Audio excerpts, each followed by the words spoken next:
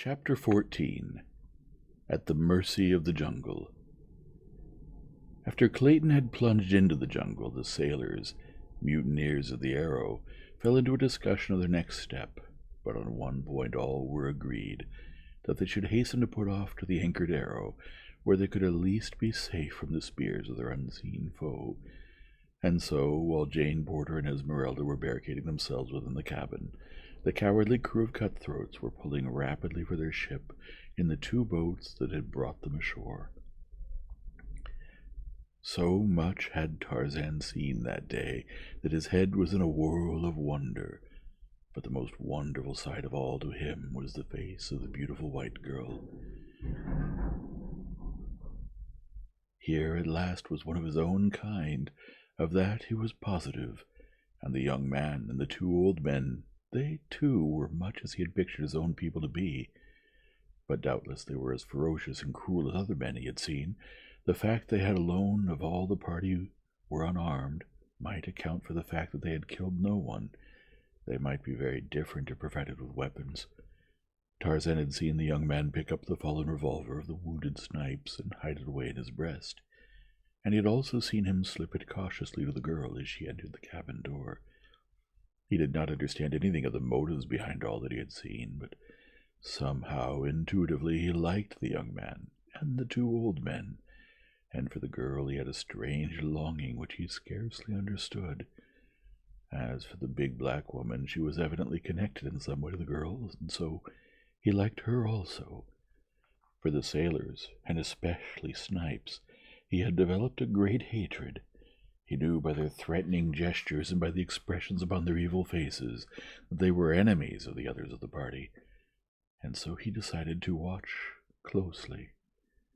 Tarzan wondered why the men had gone into the jungle, nor did it ever occur to him that one could become lost in that maze of undergrowth which to him was as simple as is the main street of your own hometown to you. When he saw the sailors row away toward the ship, and knew that the girl and her companion were safe in his cabin, Tarzan decided to follow the young man into the jungle and learn what his errand might be. He swung off rapidly in the direction taken by Clayton, and in a short time heard faintly in the distance the now only occasional calls of the Englishman to his friends. Presently Tarzan came up with the white man, who, almost fagged, was leaning against a tree, wiping the perspiration from his forehead. The ape-man, hiding safe behind a screen of foliage, sat watching this new specimen of his own race intently. At intervals Clayton called aloud, and finally it came to Tarzan that he was searching for the old man. Tarzan was on the point of going off to look for them himself when he caught the yellow glint of a sleek hide moving cautiously through the jungle toward Clayton. It was Sheeta, the leopard. Now Tarzan heard the soft bending of grasses and wondered why the young white man was not warned. Could it be he had failed to note the loud warning? Never before had Tarzan known Sheeta to be so clumsy. No, the white man did not hear.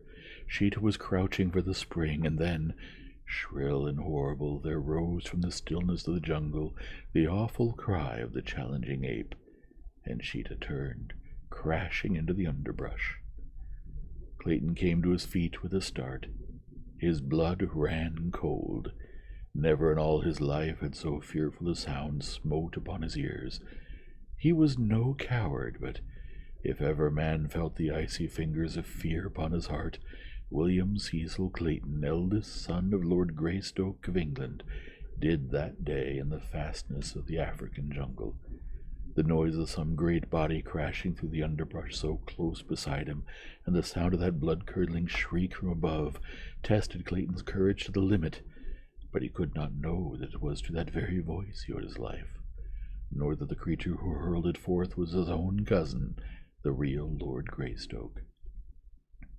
The afternoon was drawing to a close, and Clayton, disheartened and discouraged, was in a terrible quandary as to the proper course to pursue, whether to keep on in search of Professor Porter, at the almost certain risk of his own death in the jungle by night, or to return to the cabin where he might at least serve to protect Jane from the perils which confronted her on all sides.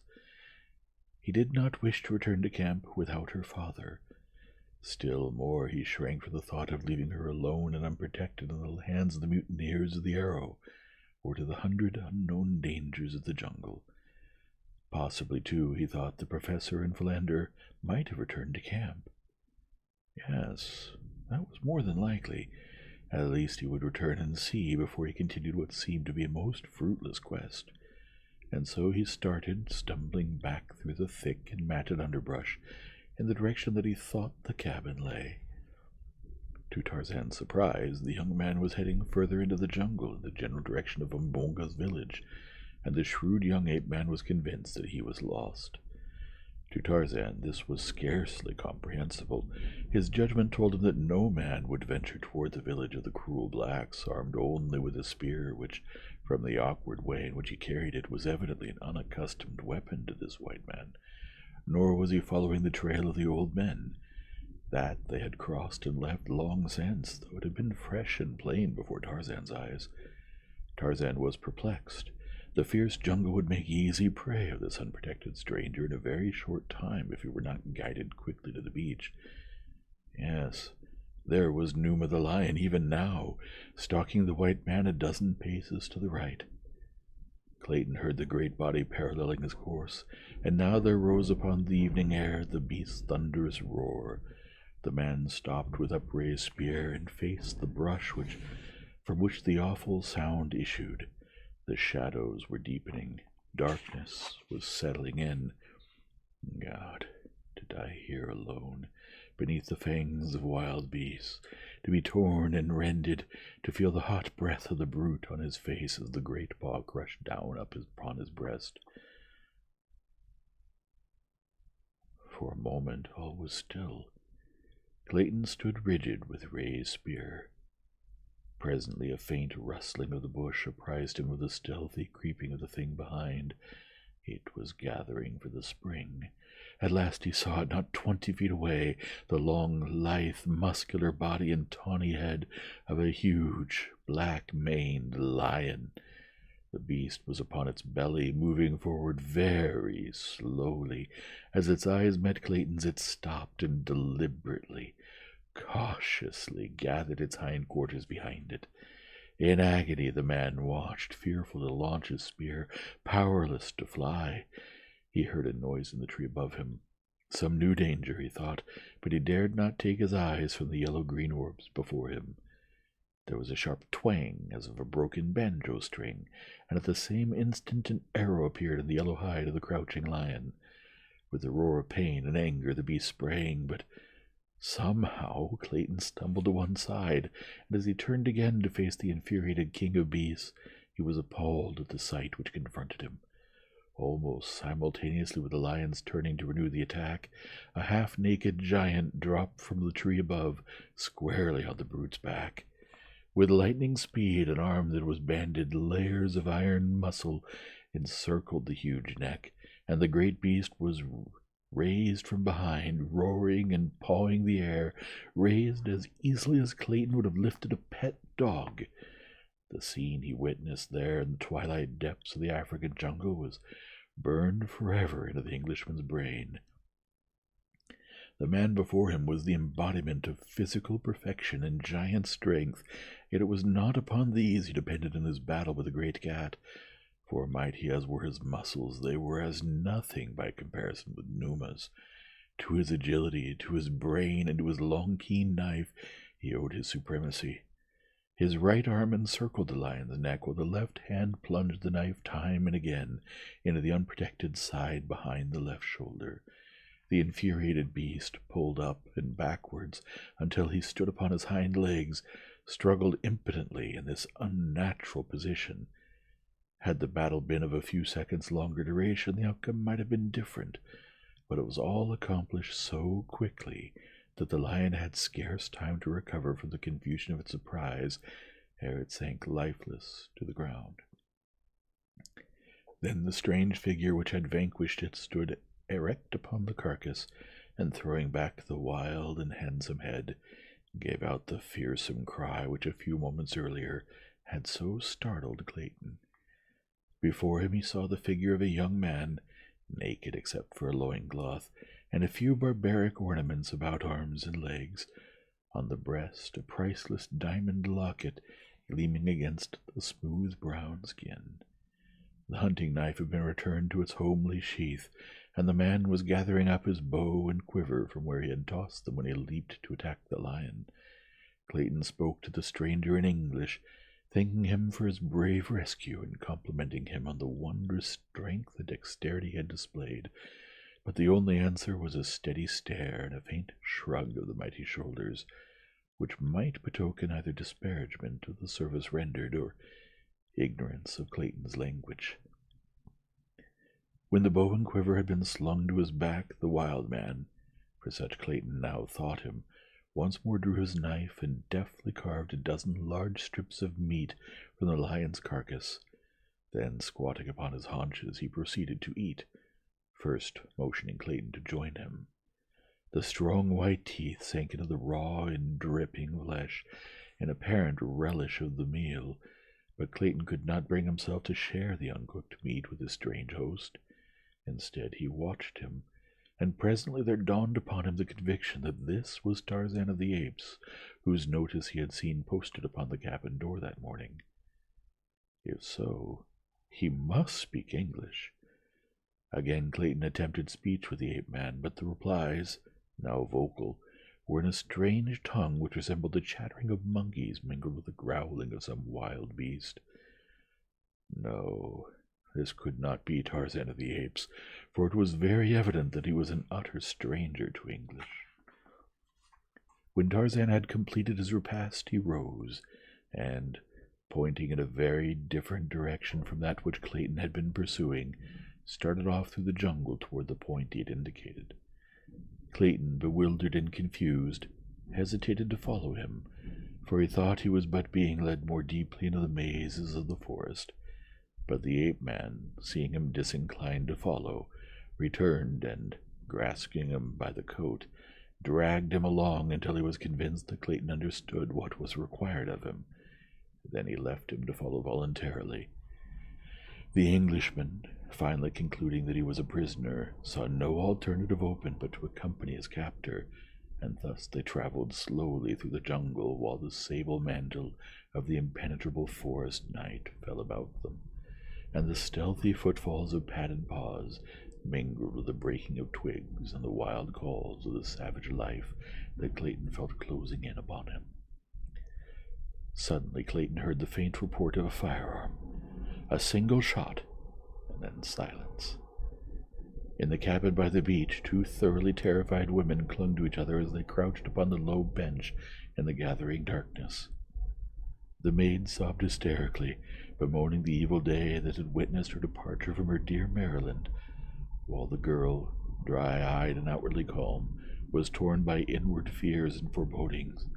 She feared not more for herself than for the three men whom she knew to be wandering in the abysmal depths of the savage jungle, from which she now heard issuing the almost incessant shrieks and roars, barkings and growlings of its terrifying and fearsome denizens as they sought their prey. And now there came the sound of a heavy body brushing against the side of the cabin. She could hear the great padded paws upon the ground outside. For an instant all was silence. Even the bedlam of the forest died to a faint murmur. Then she distinctly heard the beast outside sniffling at the door, not 2 feet from where she crouched. Instinctively the girl shuddered and shrank closer to the woman. "Hush," she whispered. "Hush, Esmeralda," for the woman's sobs and groans seemed to have attracted the thing that stalked there just beyond the thin wall. A gentle scratching sound was heard on the door. The brute tried to force an entrance, but presently this ceased, and again she heard the great pads creeping stealthily around the cabin. Again they stopped, beneath the window on which the terrified eyes of the girl now glued themselves. "God," she murmured, for now, silhouetted against the moonlit sky beyond, she saw framed in the tiny square of the latticed window the head of a huge lioness. The gleaming eyes were fixed upon her in intent ferocity. "Look, Esmeralda," she whispered. "For God's sake, what shall we do? Look, quick, the window!" Esmeralda, cowering still closer to her mistress, took one frightened glance toward the little square of moonlight, just as the lioness emitted a low, savage snarl. The sight that met the poor woman's eyes was too much for the already overstrung nerves. "Oh, Gabrielle!" she shrieked, and slid to the floor, an inert and senseless mass. For what seemed an eternity, the great brute stood with its forepaws upon the sill, glaring into the little room. Presently it tried the strength of the lattice with its great talons. The girl had almost ceased to breathe when, to her relief, the head disappeared, and she heard the brute's footsteps leaving the window. But now they came to the door again, and once more the scratching commenced, this time with increasing force, until the great beast was tearing at the massive panels in a perfect frenzy of eagerness to seize its defenseless victims. Could Jane have known the immense strength of that door, built piece by piece, she would have felt less fear of the lioness reaching her by this avenue. Little did John Clayton imagine, when he fashioned that crude but mighty portal, that one day, 20 years later, it would shield a fair American girl, then unborn, from the teeth and talons of a man-eater. For fully 20 minutes the brute alternately sniffed and tore at the door, occasionally giving voice to a wild, savage cry of baffled rage. At length, however, she gave up the attempt, and Jane heard her returning to the window, beneath which she paused for an instant, and then launched her great weight against the time-worn lattice. The girl heard the wooden rods groan beneath the impact, but they held, and the huge body dropped back to the ground below. Again and again the lioness repeated these tactics, until finally the horrified prisoner within saw a portion of the lattice give way, and in an instant one great paw and the head of the animal were thrust within the room. Slowly the powerful neck and shoulders spread the bars apart, and the lithe body protruded farther and farther into the room. As in a trance, the girl rose, her hand upon her breast, wide eyes staring horror-stricken at the snarling face of the beast scarce 10 feet from her. At her feet lay the prostrate form of the maid. If she could but arouse her, their combined efforts might possibly avail to beat back the fierce and bloodthirsty intruder. Jane stooped to grasp the black woman by the shoulder. Roughly she shook her. "Esmeralda! Esmeralda!" she cried. "Help me, or we're lost!" Esmeralda slowly opened her eyes. The first object they encountered was the dripping fangs of the hungry lioness. With a horrified scream, the poor woman rose to her hands and knees, and in this position scurried across the room, shrieking, "Oh, Gabrielle! Oh, Gabrielle!" at the top of her lungs. Esmeralda weighed some 280 pounds, and her extreme haste, adding to her extreme corpulency, produced a most amazing result when Esmeralda elected to travel on all fours. For a moment the lioness remained quiet, with intense gaze directed upon the flitting Esmeralda, whose goal appeared to be the cupboard into which she attempted to propel her huge bulk. But as the shelves were but 9 or 10 inches apart, she only succeeded in getting her head in, whereupon, with a final screech which paled the jungle noises into insignificance, she fainted once again. With the subsidence of Esmeralda, the lioness renewed her efforts to wriggle her huge bulk through the weakening lattice. The girl, standing pale and rigid against the farther wall, sought with ever-increasing terror for some loophole of escape. Suddenly her hand, tight pressed against her bosom, felt the hard outline of the revolver that Clayton had left with her earlier in the day. Quickly she snatched it from its hiding-place, and, leveling it full at the lioness' face, pulled the trigger. There was a flash of flame, the roar of the discharge, and an answering roar of pain and anger from the beast. Jane Porter saw the great form disappear from the window, and then she too fainted, the revolver falling at her side. But Sabora was not killed. The bullet had but inflicted a painful wound in one of the great shoulders. It was the surprise of the blinding flash and the deafening roar that had caused her hasty but temporary retreat. In another instant she was back at the lattice, and with renewed fury was clawing at the aperture, but with lessened effect since the wounded member was almost useless. She saw her prey, the two women lying senseless upon the floor. There was no longer any resistance to be overcome. Her meat lay before her, and Sabor had only to worm her way through the lattice to claim it. Slowly she forced her great bulk inch by inch through the opening. Now her head was through, now one great forearm and shoulder. Carefully she drew up the wounded member to insinuate it gently beyond the tight-pressing bars. A moment more and both shoulders through. The long, sinuous body and the narrow hips would glide quickly after. It was on this sight that Jane Porter again opened her eyes.